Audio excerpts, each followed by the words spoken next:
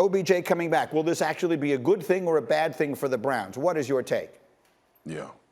My take is to stop trying to create a narrative that doesn't exist. And the player you were talking about that I played with was Terrell Owens. And it was this, it always seemed to be this narrative that people were trying to create about what type of teammate he was and what the goals were and how did he focus on his job. Played with him, he was a team guy. And most of the guys that you talk to, and the only reason I say most of the guys, because the guys that you have access to that play with T.O. will tell you the same thing. And I feel like this has been something that's been tried and tried over and over again to attach to Odell Beckham Jr. We had a conversation about Baker not being good because he was on the field, and somehow that was turning into that being his fault. And we talked about how OBJ, the stuff that he did on the sideline, like players in the NFL ain't been doing that since the beginning of damn time. But the bottom line is this: OBJ is back.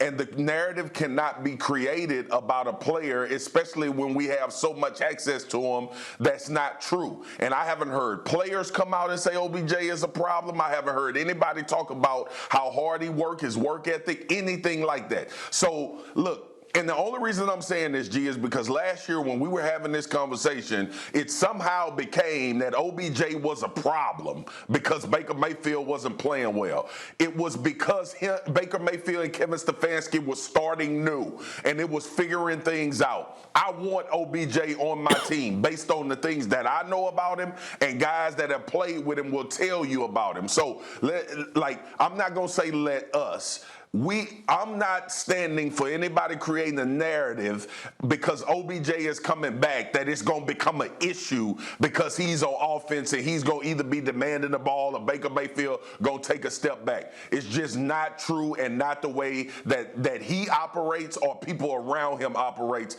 This will fit in well. It's a better understanding of Kevin Stefanski's offense. OBJ understands his role in this offense, and that's to be dynamic as he's been when he's been on the field. So I'm going to leave it at that. I ain't letting this narrative get created that it's going to be an issue when OBJ comes back to play wide receiver for the Browns. It's going to be a plus and an add. All right. Everything you say is fair. Kmart, you were around that team at the end of last season. What is your sense of the impact OBJ's return will have on the quarterback and on the team? I think it's got to be huge, and I don't mean statistically. I just think they've got to figure out how to get Baker and him on the same page.